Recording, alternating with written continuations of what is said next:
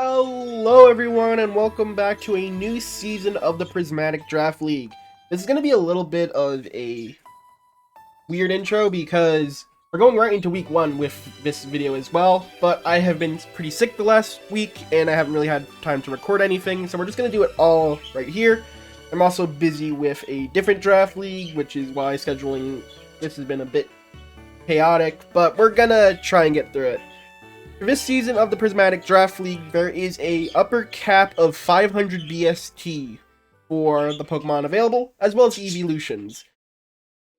So there's quite a few different team varieties this time around, because a lot of the staple Pokemon are banned.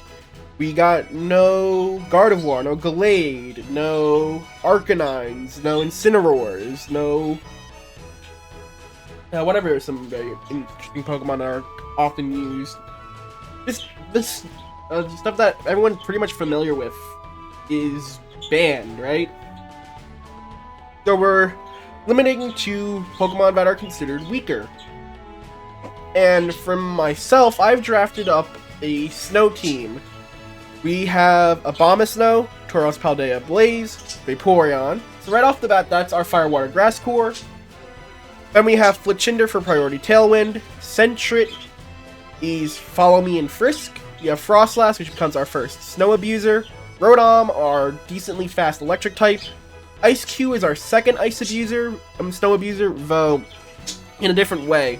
Where Frostlass is using Snow to activate Snow Cloak, Ice-Q is using Snow to reactivate Ice Face in order to once again block physical attacks. That's more of a gimmick idea, and I'm a little unsure about Ice-Q, but I'm hoping it can put some work throughout the season.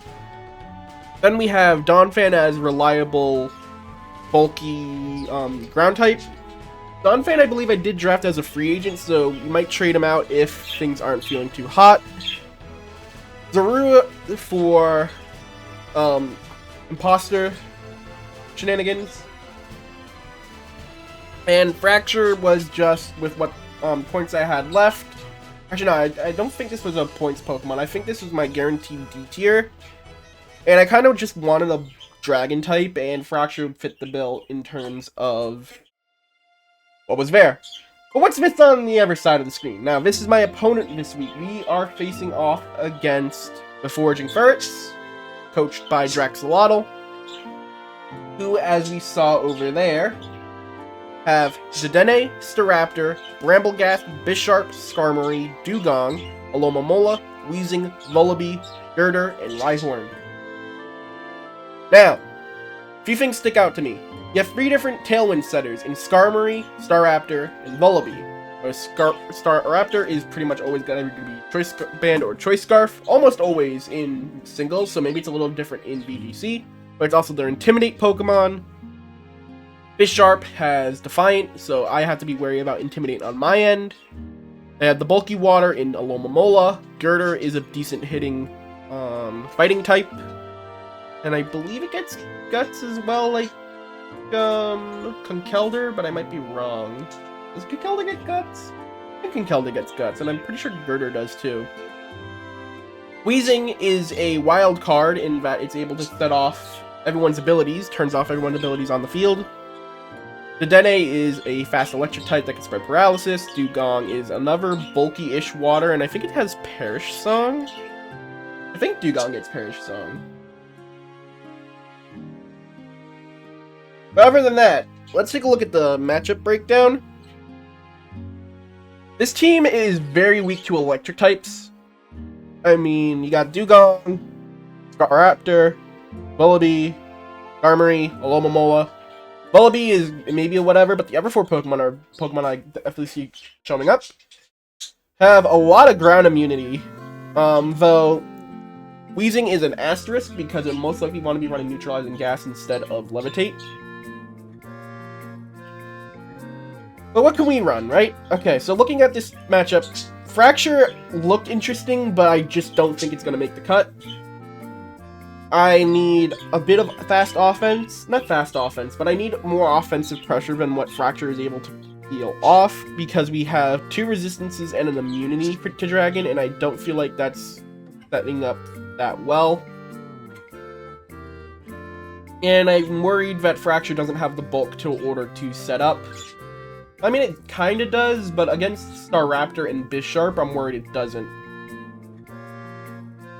Zora, I thought about, but I think it's too early in the season to be trying, imposter shenanigans. I mean, not imposter, illusion. That's the ability. Illusion. Why am I calling it imposter? I'm still a little sick, if you can tell. So, forgive me if I am a little all over the place. A similar idea with Ice Q, I think it's a little too early to be trying Ice Q shenanigans. And while there are decent ground weaknesses here, targets with the Bisharp, the Dene, and I guess Rhyhorn, but I don't think Rhyhorn's gonna show up. Donphan didn't look too interesting. Let's take a look at the team we did go with.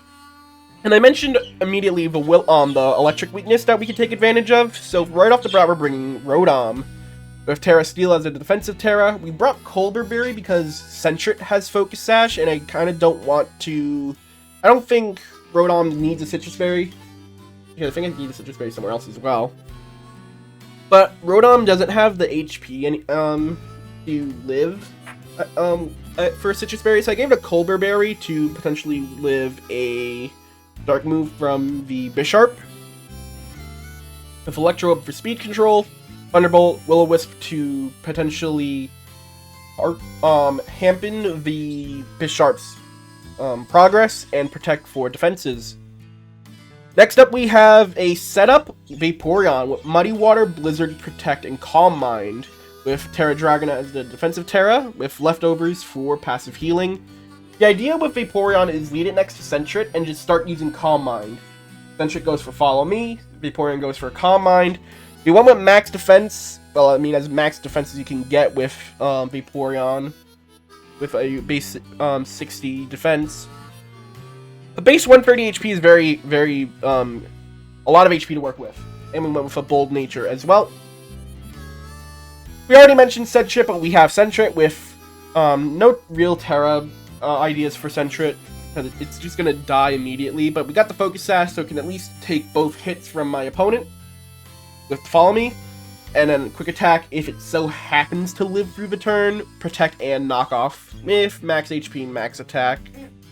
Can't really think of anything else to put for Sentret's EVs. Its whole purpose is to just die. Next up, we have the Tauros with the Citrus Berry. We went with Anger Point this week for two reasons. One, the Bisharp with Defiant, and two, Frostlass, but we'll get into that in a moment. We have Terra Electric with Flare Blitz, Wild Charge, Drill Run, and Protect, with a very odd speed strat, but this is basically just to outspeed the Bisharp. And I just mentioned Frostlass right there, and Frostlass is actually running Frost Breath. Now, if you don't know, Frost Breath always crits. And with Tauros having Anger Point, we go to +6 attack if we get crit. The idea is to have Tauros next to Frostlass, with Frostlass using Frost Breath into Tauros. Terra fighting for defensive Terra, just mainly in front of the Bisharp. Light Clay, Snow Cloak, Frost Breath, Aurora Veil, Shadow Ball, and Protect. We have the Aurora Veil on Frostlash instead of Abomasnow, because Frostlash is way faster than Abomasnow and is able to more accurately get the Aurora Veil off before it dies. And also because it is part Ghost type, so if the Bisharp wants to use Brick Break into Frostlash, it can't. But then we also have Shadow Ball for Stab and Protect for Protect. And lastly, we have Choice Specs Abomasnow, Terra Water for defensive Terra, Blizzard, Earth Power, Giga Drain, and Terra Blast. Went with Earth Power because we need a way to hit the Weezing, because I think there's a very good chance that Weezing shows up this week. And with the Earth Power, Abomasnow is able to hit Weezing for super effective damage, and with Specs it should do a lot of damage, so that Abomasnow can reset up its snow once Weezing is dead. Bit of a fast one, I know, I was moving very fast with that one, and I think it still ended up going 10 minutes. But I thank you all for watching, and I will see you when we get into the match. Alrighty, here we are.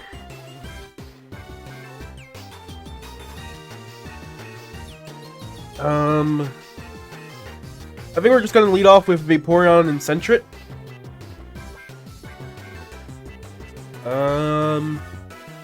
Does Tauros look like it's good to have in the back for this? It might be.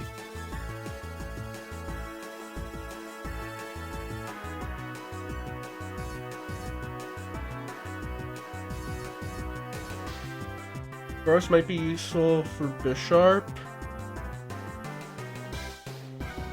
Yeah. Do you see the wheezing start? You do see the wheezing start.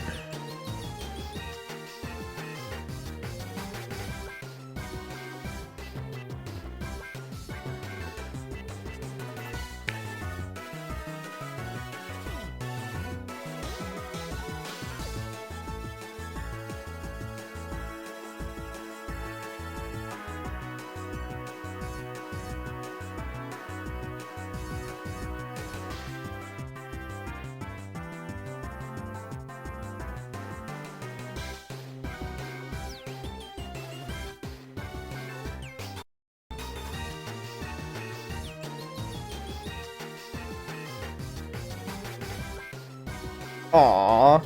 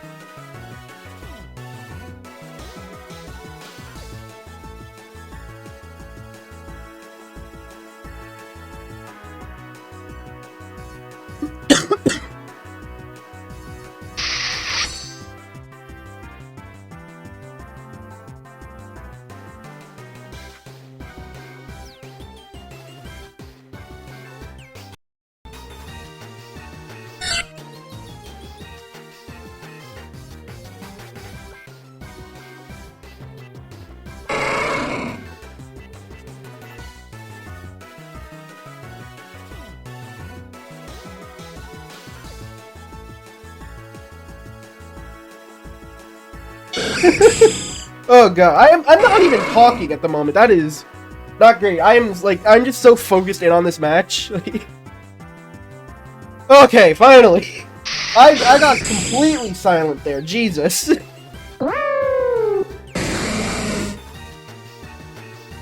Oh.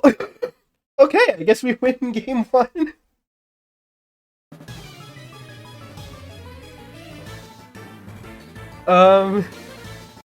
Did they mean to do that?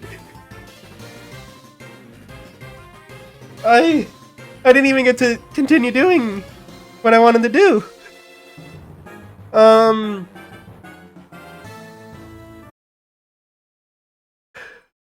So what do we do for game 2? I want to try the Tauros angle. Actually, no, I think we lead a Abomasnow, right? We lead a Abomasnow next to...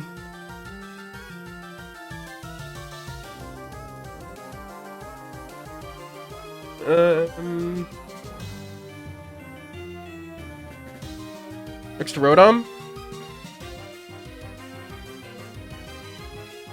You gotta do this before.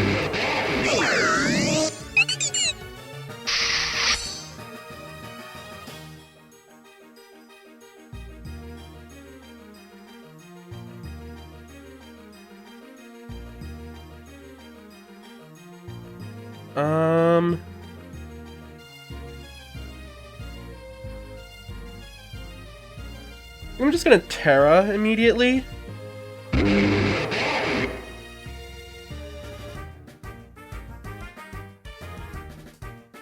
Yep, okay.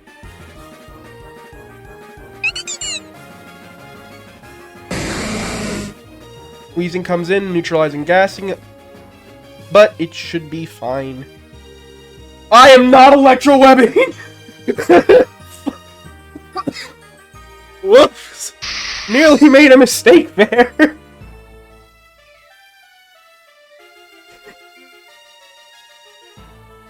Oh no, Obama's poison!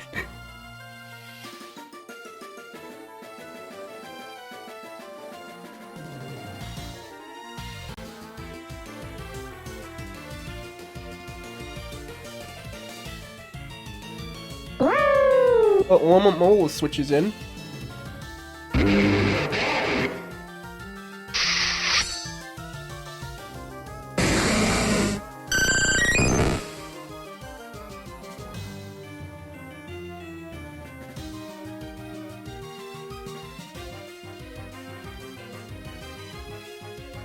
Get an electro web off.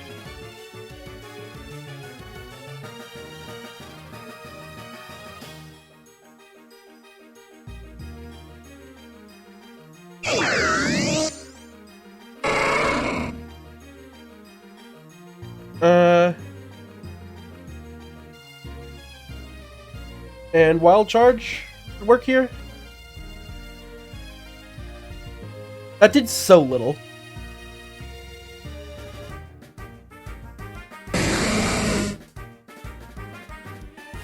But we're fine, because Tauros is bulky.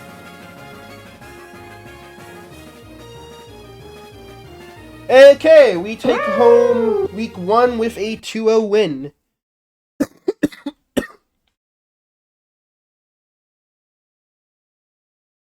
Sorry I got a little quiet there during the first round. I got very focused on the fight that I completely forgot to even give dialogue for it. But Calm Mind Vaporeon worked out wonderfully for us. So I thank you all for watching, and I will see you next week. Peace.